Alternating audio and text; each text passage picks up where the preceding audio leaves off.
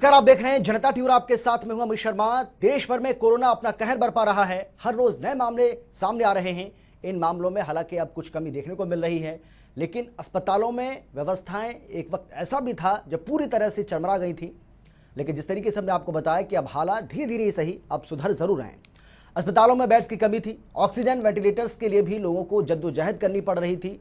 लोगों की इस संक्रमण से लगातार जान अभी भी जा रही है, पहले भी जा रही थी। ऐसे में जरूरी है कि हम सब इस संक्रमण से खुद को बचाकर रखें और कोरोना के नए और खतरनाक स्ट्रेन से कैसे बचा जा सकता है, इन सब बातों पर आपको बहुत ज़्यादा ध्यान रखना होगा।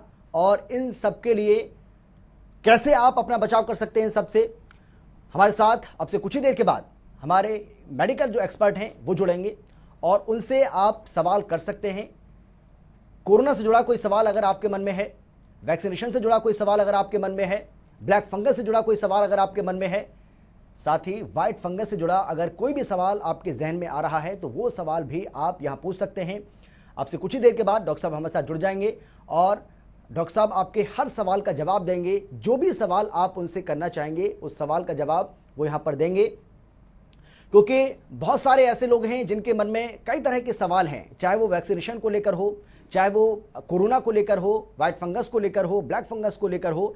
लेकिन कोई प्लेटफॉर्म उनको नहीं मिलता है जहां पर वो अपने उस सवाल को कर सकें और सवाल का जवाब उनको मिल सके। लेकिन जनता टीवी ये प्लेटफॉर्म आपको दे रहा है और इस प्लेटफॉर्म के जरिए आप अपनी आवाज़ को बुलंद कर सकते हैं। आप अपना सवाल यहाँ पूछ सकते हैं और डॉक्टर साहब आपके उस सवाल का जवाब देंगे। हमारा नंबर है 011-4321-4321। इस नंबर को आप डायल करेंगे, सीधी बातचीत आप हमसे कर पाएंगे और उसके बाद आप अपने सवाल को भी यहाँ पर पूछ सकते हैं। हमारे साथ डॉक्टर साहब जुड़ गए। डॉक्टर अरविंद सिंह माली जी हमारे साथ हैं, जो कि एम्स के प्रोफेसर हैं। डॉक्टर साहब बहुत बहुत स्वागत है आपका। और जैसे ही फ़ोन कॉल्स हमारे पास आएंगी, उन जो तमाम जो सवाल हमारे पास आएंगे वो सवाल तो आपसे हम पूछेंगे, लेकिन जो अभी मेरा आपसे सवाल है वो ये है कि अब ब्लैक फंगस को लेकर लोगों के मन में एक बहुत ज़्यादा डर देखने को मिल रहा है। ब्लैक फंगस के साथ साथ कहा जा रहा है कि वाइट फंगस तो उससे भी ज़्यादा खतरनाक है। कैसे इससे लोग अपना बचाव करें? लोगों के मन में एक जो डर है, एक जो खौफ है, उससे लोग कैसे बचें? कैसे उस डर को वो दूर कर सकते हैं? सर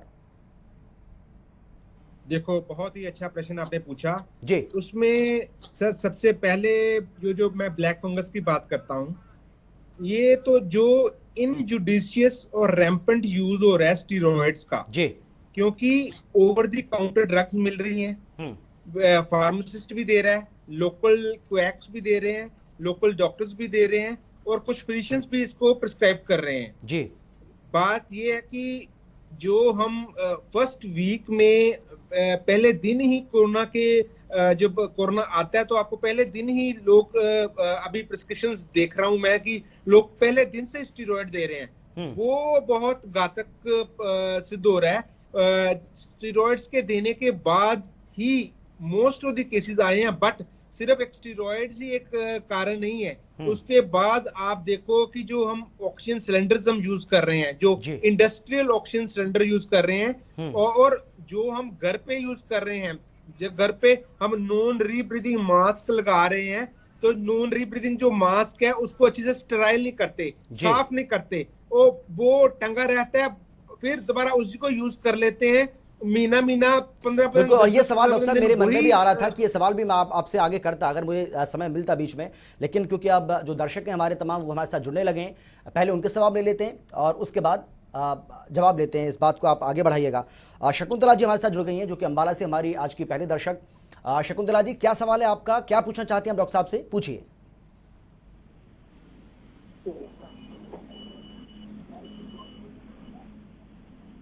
हेलो जी शकुंतला जी, आपकी आवाज हमें आ रही है, आप पूछिए क्या पूछना चाहती हैं, क्या सवाल है आपका? जी जी सर, ये पूछ रहे थे सर, कोरोना हो रखा है बहू को घर में जी, तो बुखार आ रहा है सर, उसको 4-5 दिन हो गए और तो कोई दिक्कत नहीं है, ना फेफड़ों में कोई दिक्कत, ना खांसी है, ना गला खराब, कुछ नहीं है, तो घबराने की जरूरत नहीं है सर। डॉक्टर साहब जी, आपको सिर्फ बुखार आ रहा है और कुछ नहीं है, गला खराब नहीं है? हाँ नहीं, और सब सही है सर।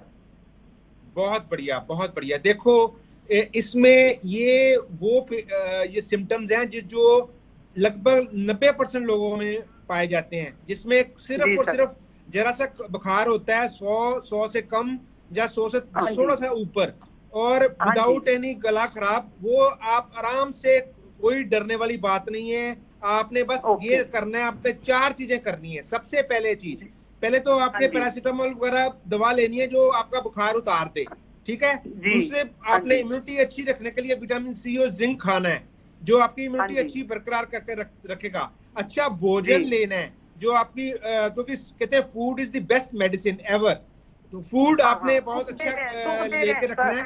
और साथ ले सकते हो कोकोनट वाटर, बहुत अच्छा है इसमें।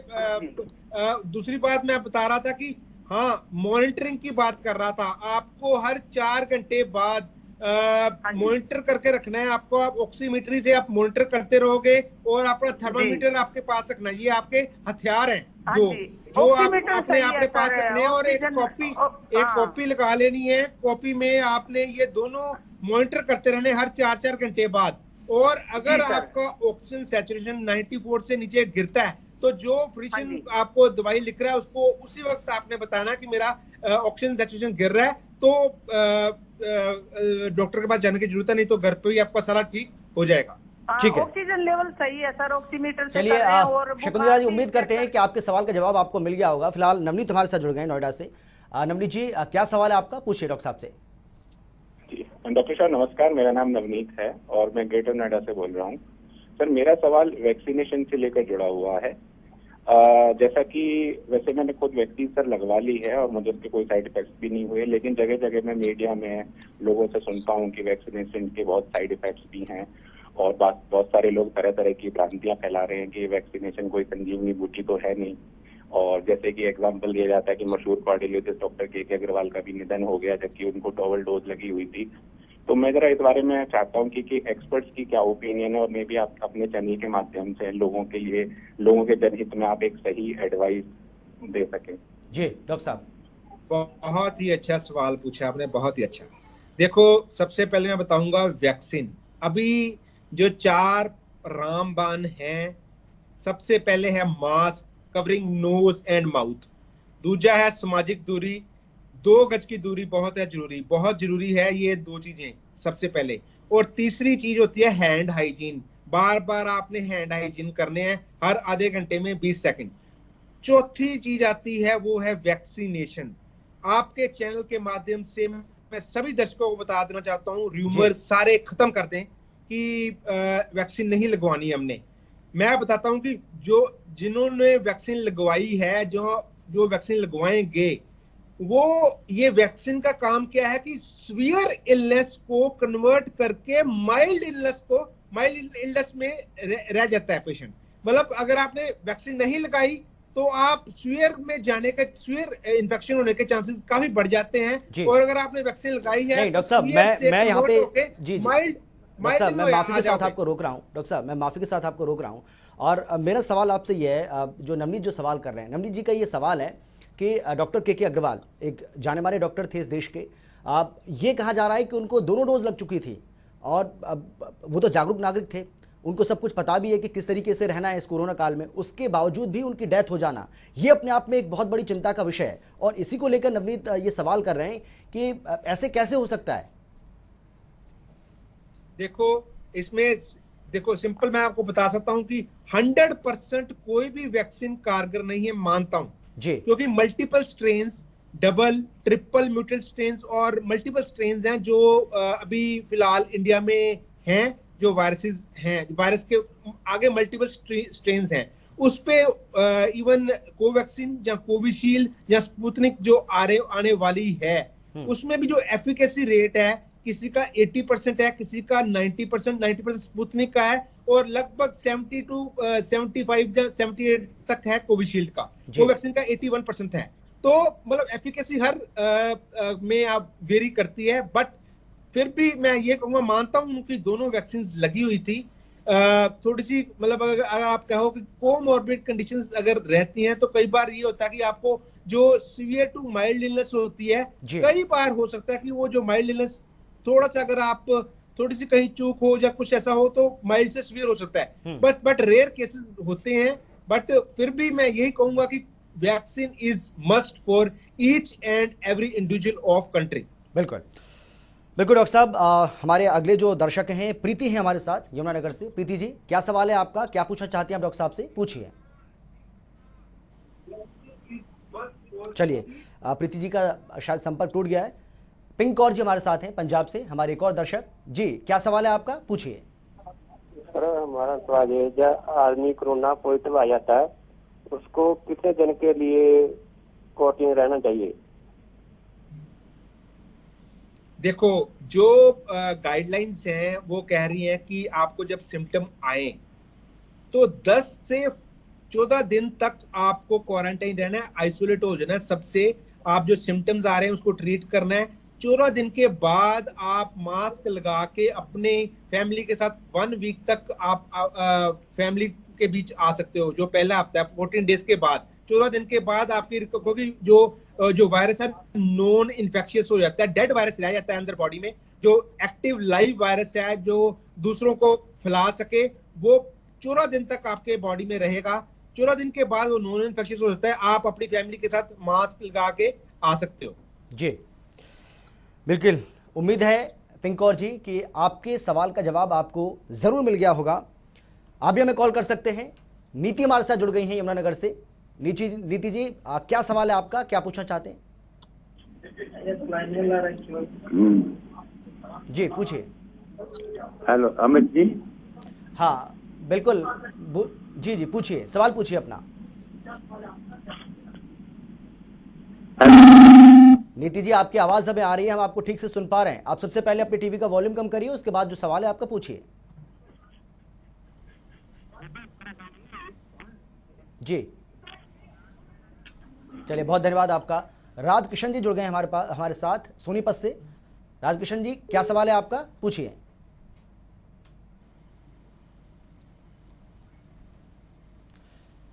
जीरो 11143214321 ये हमारा नंबर है, इस नंबर को डायल करिए, सीधी बातचीत आप हमसे कर पाएंगे। डॉक्टर साहब हमारे साथ बैठे हुए हैं, एम्स के प्रोफेसर हैं डॉक्टर अमरेंद्र सिंह माली जी, और लगातार आपके सवालों का जवाब दे रहे हैं। आपके हर सवाल का वो यहाँ पर जवाब दे रहे हैं और बड़ी बारीकी से, बड़ी ही सलीके से आपके सवालों का जवाब दे रहे हैं। और उम्मीद है कि ये जो जवाब हैं वो आपके काम भी आएंगे अगर आप इन पर ठीक से अमल भी करेंगे। रीना जी हमारे साथ जुड़ गई हैं, हमारी एक और दर्शक। रीना जी, कहाँ से आप बोल रही हैं और क्या सवाल है आपका, पूछिए। रोहतक से बोल रही हूँ। मैं ये पूछ रही हूँ कि ये बच्चों के लिए कह रहे हैं कि तीसरी लहर जो है वो काफी खतरनाक है। अगर पेरेंट्स ने बच्चों को पहली लहर और दूसरी लहर से बचा लिया तो तीसरी लहर में कुछ ऐसा एक्स्ट्रा बताएं कि जिससे बच्चों को, माँ बाप बच्चों की देखभाल अच्छी तरह से कर सके ताकि वो उनको बचा सके। बहुत ही अच्छा सवाल आपने पूछा है। जो देखो, थर्ड वेव का किसी के पास साइंटिफिक एविडेंस नहीं है कि थर्ड वेव आएगी, बट स्पेनिश फ्लू 1918 में जो आया था उसके बेसिस पे सभी बोल रहे हैं कि शायद थर्ड वेव आ सकती है, क्योंकि उस टाइम पे भी 4 वेव्स आई थी। 4 फर्स्ट वेव, सेकंड वेव बहुत घातक थी, जैसे हमारी भी सेकंड वेव रही, काफी मतलब फर्स्ट वेव से तीव्रता ज्यादा थी। थर्ड वेव माइन्यूट फॉर्म में आई थी, थर्ड एंड फोर्थ वेव जो आई थी। हाँ, ये थर्ड वेव बच्चों के लिए इसलिए कहा जा रहा है क्योंकि सबसे पहले आपने देखा होगा कि पहली वेव में ओल्ड एज या एल्डरली ज्यादा इफेक्ट हुए थे। इस वेव में 18 से 45 साल वाले ज्यादा इफेक्टेड हुए, और वायरस जो होता है कि होस्ट बदलता रहता है। अभी 18 to 45 वाले ज्यादा इफेक्ट हो चुके हैं। अब ये हो सकता है आने वाले टाइम में कि जो 18 से लेस हैं, जो 18 से नीचे हैं, जैसे बच्चे हैं, उनमें ये इन्फेक्शन होने का खतरा रह सकता है, क्योंकि वो इम्यून नहीं है। बाकी को लगभग काफी लोगों को वैक्सीन लग चुकी है और लगने वाली है, और तब तक लग जाएगी, सितंबर अक्टूबर तक, जब तक ये इसका अनुमान किया जा रहा है। उसका प्रोटेक्शन का मैं बता दूंगा आपको। बच्चों की प्रोटेक्शन कैसे करनी है। आप बच्चों, जो बच्चे मतलब आप जो आराम से खुद खाना खा सकते हैं, उनको ये बोलना है आपने आइसोलेशन में जाके खाना खाना है। आपने दिसंबर तक उनके साथ बैठ के खाना नहीं खाना, उनको खाना परोस देना है। आपने उनको बोला अलग कमरे में जाके अपना खाना खा लें, ठीक है कि। और मास्क हो सके तो घर पे वो मास्क लगा के रखें। बाहर अगर जाते हैं तो मास्क लगा के बाहर जाएं, बार बार हैंड हाइजीन करें, और साथ में सामाजिक दूरी अभी भी घर पे सबसे जरूरी है। बच्चों के बेसिस पे घर पे सामाजिक दूरी बना कर, क्योंकि बच्चे जब खेलने जाते हैं बाहर, जब खेलने जाते हैं, खेल के विदाउट मास्क वापस अंदर आते हैं घर पे, तो वो वायरस लेके आ सकते हैं। और जब आप इकट्ठे बैठ के खाना खाओगे तो वायरस एक दूसरे को जा सकता है। ज्यादा खतरा फिर भी बच्चों को खतरा, बच्चों को दूसरों जो बड़े एल्डरली घर पे रह रहे हैं, दादाजी या परदादाजी या दादी जी या परदादी जी रह रही हैं, जो बच्चा वायरस लेके आया बाहर से घर के, उनको ज्यादा रह सकता है, क्योंकि बच्चों में जो आएंगे सिम्टम्स वेरी माइल्ड आएंगे। बिल्कुल, और इसके लिए बहुत ज्यादा एहतियात बरतने की जरूरत है। जो डॉक्टर साहब बता रहे हैं उस पर आपको अमल करने की भी जरूरत है। हमारे साथ रणवीर जी हैं रोहतक से, हमारे एक और दर्शक। रणवीर जी, क्या सवाल है आपका, पूछिए। सवाल ये था कि 2 मई को मैं पॉजिटिव आया था सर जी। उसके बाद में सर 15 मई को मैंने दोबारा टेस्ट कराया था। जी जी, बोलिए रणबीर जी, आपकी आवाज हमें आ रही है, हम सुन पा रहे हैं आपको। आप बोलिए, अपना सवाल क्या है आपका, पूछिए। मैं ये कह रहा था कि दोबारा मैंने 15 मई को टेस्ट कराया था, उसके बाद में सर मैं फिर पॉजिटिव आया। ये क्या रीजन है सर? मेरे कोई सिम्टम्स नहीं, कोई प्रॉब्लम नहीं सर। डॉक्टर साहब, मैं आपको और पूरे जितने भी लोग सुन रहे हैं ये इसको ध्यान से सुन लें। कोरोना टेस्ट एक बार आपका पॉजिटिव आया, फर्स्ट आपने कराया, सिम्टम आए थे, कराया, पॉजिटिव आया, लोग क्या कर रहे हैं 14 दिन के बाद जब सिम्टम खत्म हो रहे हैं फिर करा रहे हैं, वो फिर पॉजिटिव आ रहा है कुछ लोगों में। रीजन बीइंग डेड वायरस भी वो आरटीपीसीआर डिटेक्ट कर रहा है, जबकि आपको सिम्टम्स कोई नहीं है। आपको 2 महीने तक वो आरटीपीसीआर पॉजिटिव आ सकता है, कुछ का नेगेटिव भी आ जाता है, बट जिनका पॉजिटिव आ रहा है वो डेड वायरस के कारण आ रहा है, न्यू एक्टिव वायरस के कारण नहीं आ रहा। ये ध्यान रखें कि वो डेड वायरस है, आपको दूसरों को खतरे की घंटी नहीं है, पर वायरस डेड है, इसलिए वो आरटीपीसीआर डिटेक्ट कर रहा है। जी, बहुत शुक्रिया आपका रणबीर जी। उम्मीद है कि आपके सवाल का जवाब भी आपको मिल गया होगा। और फिलहाल हमारे साथ सत्यवान हैं जो कि हांसी से हमारे साथ जुड़े हुए हैं। सत्यवान जी, आपका क्या सवाल है, पूछिए। राम राम साहब जी, राम राम, पूछिए। सत्यवान जी, क्या सवाल है आपका, पूछिए। और सबसे पहले अपनी टीवी का वॉल्यूम आप कम करिए, टीवी की आवाज को आप अपने कम करिए, ताकि आप अपने सवाल को ठीक से पूछ पाएं और हम समझ पाएं कि आप क्या पूछना चाह रहे हैं और डॉक्टर साहब जवाब दे पाए। राम राम डॉक्टर साहब। राम राम। मेरी पत्नी है जी 60 साल की, उसको पथरी की शिकायत भी है जी, और उसका बीपी भी कम हो, टीका लगवा सकती है जी? जी बिल्कुल, एब्सोल्युटली लगाएं जाके। उनको पथरी की शिकायत है या थोड़ा बीपी आ रहा है या कोई भी कोमॉर्बिड कंडीशन है, उनमें जरा जरूरी है, क्योंकि पेशेंट को कोमॉर्बिड कंडीशन में वायरस ज्यादा घेरता है, उनमें वैक्सीन लगाने की वैक्सीन ज्यादा जरूरी है लगवाना। आप लगाएं, कोई कंट्राइंडिकेशन नहीं है, बिल्कुल धड़ल्ले से जाएं। जी चलिए, बहुत शुक्रिया। रोहतक से सुखबीर जी हमारे साथ हैं। सुखबीर जी, क्या सवाल है आपका, पूछिए। सुखबीर जी, सुन पा रहे हैं क्या आप हमें? आवाज आ रही है हमारी आपको? हेलो, हाँ जी डॉक्टर साहब। जी, क्या सवाल है आपका, पूछिए। सत श्री अकाल। हाँ नमस्कार जी डॉक्टर साहब, मेरा सवाल है, जैसे दोनों डोज ले ली है। हेलो जी, आपकी आवाज आ रही है सुखबीर जी, आप अपना सवाल पूछते रहिए। मेरा सवाल है डॉक्टर साहब, जैसे दोनों डोज ले ली तो इनके कितने दिन तक ये असरदार रहेंगी? जिस भी व्यक्ति ने दोनों डोज ले ली है, और मैं ये कह रहा हूँ कि जैसे दोनों डोज ले ली तो ये कितने दिन तक मैं समझ गया आपका सवाल। सुखबीर जी, सवाल डॉक्टर साहब समझ गए। अब आप चुप रह के अपना सुनिए, जवाब सुनिए डॉक्टर साहब का। जी डॉक्टर साहब, सवाल आपका ये है कि 2 डोजेस ले ली है तो कब तक ये एंटीबॉडी लेवल रहेगा आपकी बॉडी में? जी, तो आपको सुरक्षा जो है 4 महीने तक तो पक्का है वो रह सकती है, 4 से 6 महीने तक भी रह सकती है। बट आप एक काम कर सकते हैं, अभी बूस्टर की कोई गाइडलाइंस नहीं आई, जिन्होंने दोनों डोजेज लगवा ली तो उनका क्या करना है, बूस्टर कब लगना है, उसका कोई प्रमाण अभी सरकार ने नहीं दिया। बट फिर भी आप एक एंटीबॉडी टाइटर करके टेस्ट आता है, आप अपनी एंटीबॉडी टाइटर चेक कर सकते हैं 2 महीने बाद या 3 महीने बाद या 4 महीने बाद। चेक करके देख लें कि अगर आपकी, क्योंकि लेबोरेटरी हॉस्पिटल वेरी करती है एंटीबॉडी टाइटर की रिपोर्ट, अगर 10 से ऊपर है तो आपकी एंटीबॉडी अच्छी है जो आपको अभी भी इम्यूनिटी प्रदान कर रही है, नहीं तो 4 महीने तक तो आपको पूरी प्रोटेक्शन है। और 4 से 6 महीने तक भी रह सकती है। बिल्कुल, उम्मीद है सुखबीर जी आपके सवाल का जवाब भी आपको मिल गया होगा, और डॉक्टर साहब ने जिस तरीके से आपको गाइड किया है उसको आप फॉलो करिए, और उम्मीद है कि क्योंकि आप तो 2 डोज जो है वो आपको लग चुकी हैं, तो आप अपने आप को पूरी तरह से सेफ मानिए। जितेंद्र जी हमारे साथ जुड़ गए हैं भिवानी से। जितेंद्र जी आपका क्या सवाल है, क्या पूछना चाहते हैं आप, पूछिए।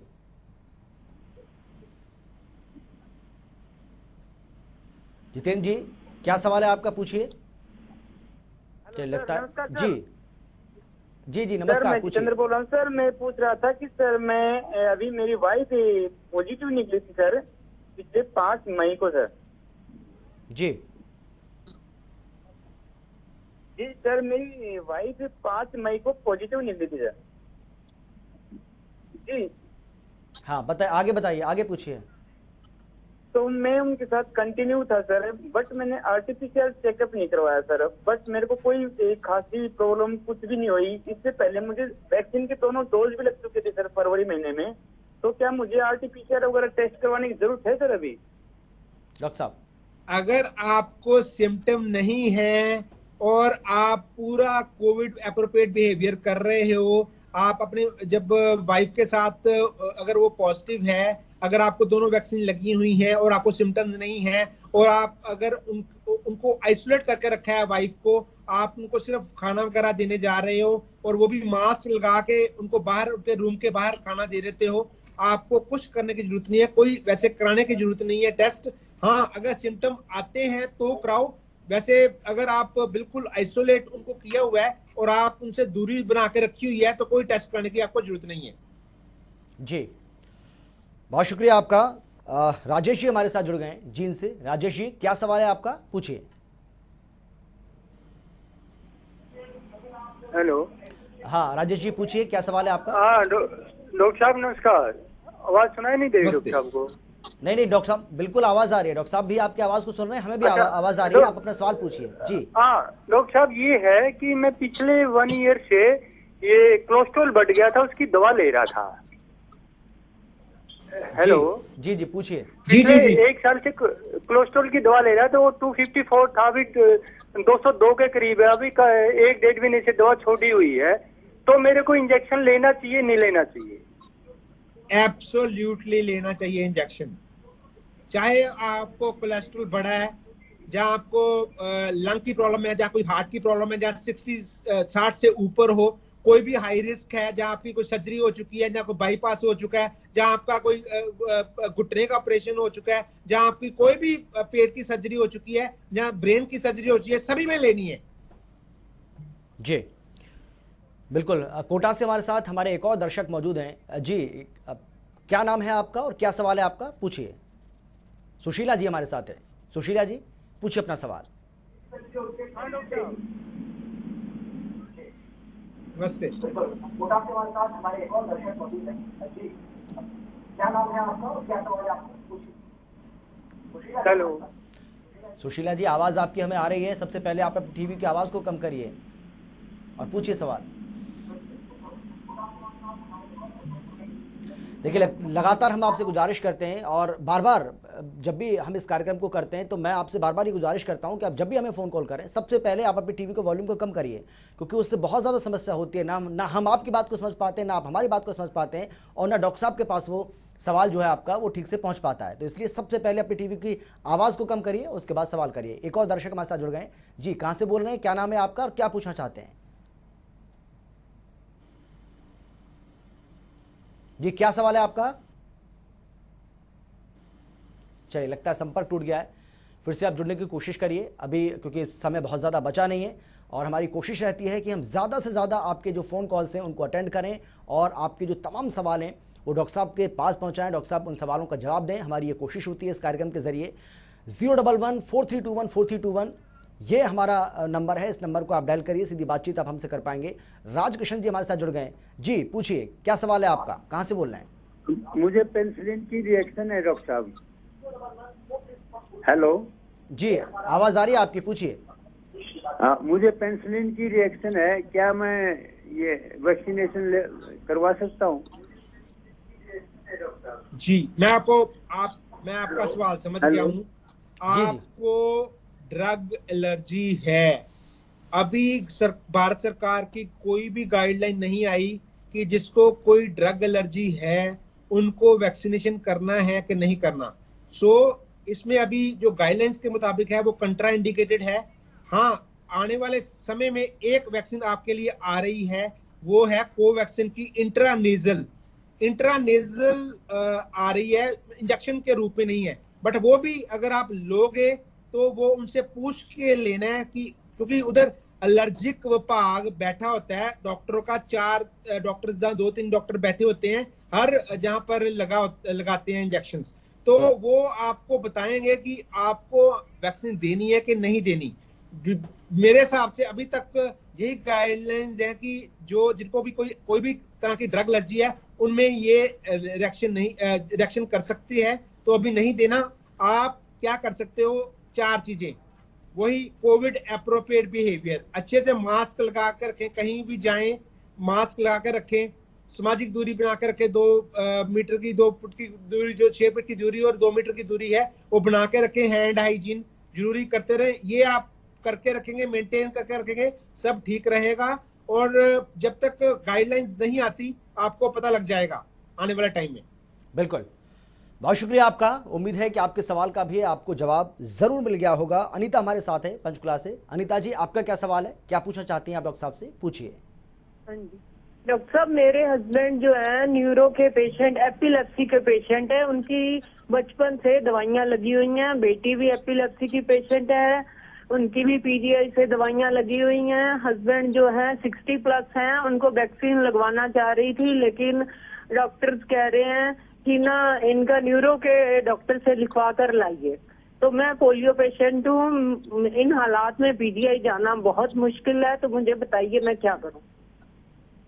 देखो, आप कोई भी जो पास में न्यूरोलॉजिस्ट है उससे लिखवा के जा सकते हैं। मेरे हिसाब से तो कोई कंट्रा इंडिकेशन नहीं है।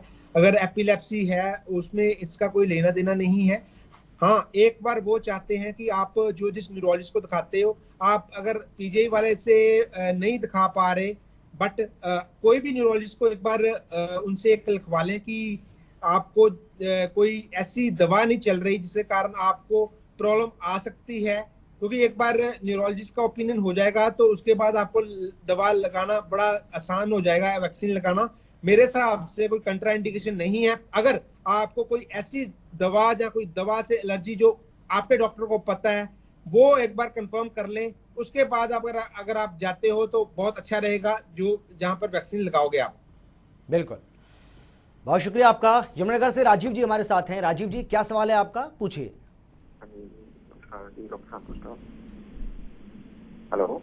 हाँ राजीव जी, आपकी आवाज आ रही है, पूछिए आप। हाँ जी सर, नमस्कार। हेलो राजीव जी, आपकी आवाज आ रही है, आप पूछिए। डॉक्टर साहब को आपकी आवाज आ रही है, हम भी सुन पा रहे हैं, पूछिए। मेरे को मतलब ना नसों में दिक्कत है, नसों में कमजोरी है, मैं वैक्सीन लगवा सकता हूँ क्या? शरीर की नसों में जैसे कमजोरी है सेक्सुअल। देखो, कोई भी नसों में आपको अगर कमजोरी है तो कोई इस पे कंट्रा इंडिकेशन नहीं है, आप लगवा सकते हो वैक्सीन, बिल्कुल टोटली लगा सकते हो जी। उम्मीद है आपके सवाल का जवाब भी राजीव जी आपको मिल गया होगा, क्योंकि समय बहुत ज़्यादा बचा नहीं है। अगर आपके जहन में भी कोई सवाल आ रहा है तो आप हमें कॉल कर सकते हैं। 011-4321-4321 ये हमारा नंबर है। डॉक्टर साहब, मैं यही जानना चाहूँगा, क्योंकि अब हम अपने इस कार्यक्रम के अंतिम पड़ाव पर हैं, तो क्योंकि अब ये भी कहा जा रहा है कि जो ब्लैक फंगस के ज़्यादा मामले सामने आ रहे हैं उसमें स्टेरॉइड्स का ज़्यादा सेवन ये तो एक बड़ी वजह है ही, लेकिन इसमें यह भी कहा जा रहा है कि अब लोग जो है वो मास्क को ठीक से धो नहीं रहे हैं, एक मास्क को कई बार यूज़ कर रहे हैं, इसकी वजह से भी ये प्रॉब्लम बहुत ज़्यादा हो रही है। इसके बारे में शायद आप जिक्र कर भी रहे थे शुरुआत में, लेकिन मैंने आपको बीच में मुझे रोकना पड़ा, क्योंकि हमारे पास फ़ोन कॉल्स आ रहे थे लोगों के। तो इस बारे में थोड़ा सा आप प्रकाश डालिए सर। बिल्कुल, एब्सोल्युटली। देखो, जो घर पे, क्योंकि इस बार काफी इलाज घर पे हुआ है, काफी लोगों ने घर पे ऑक्सीजन लगाई है। नॉन रीब्रीदिंग मास्क जो यूज करते हैं लोग, उसको स्टेराइल ही नहीं करते, अनहाइजेनिक कंडीशन में बार बार वही लगाई जा रहे हैं मास्क। एक बार लगाया फिर निकाला, फिर लगाया फिर लगाया फिर निकाला, क्योंकि वो जो फंगाई है वो हमारे एनवायरनमेंट में है। ठीक है, अगर हम कहीं भी लगाएंगे तो वो फंगस वहां पर आ जाएगा। अगर उसको आप अच्छे से साफ नहीं करते, गाइडलाइंस के मुताबिक पूरा साफ नहीं करते, तो आपको वो फंगस भी आ सकता है। क्योंकि देखा गया कुछ लोगों में जिनमें स्टेरॉइड नहीं चल रहा था और उनको घर में ऑक्सीजन चल रही थी, उनमें ये केसेस आए। तो फिर ये समझ में आया कि ये इनके कारण भी हो सकता है, क्योंकि अनहाइजेनिक कंडीशन घर पे रह सकती हैं, क्योंकि हॉस्पिटल में तो स्टेराइल कंडीशन होती है जी।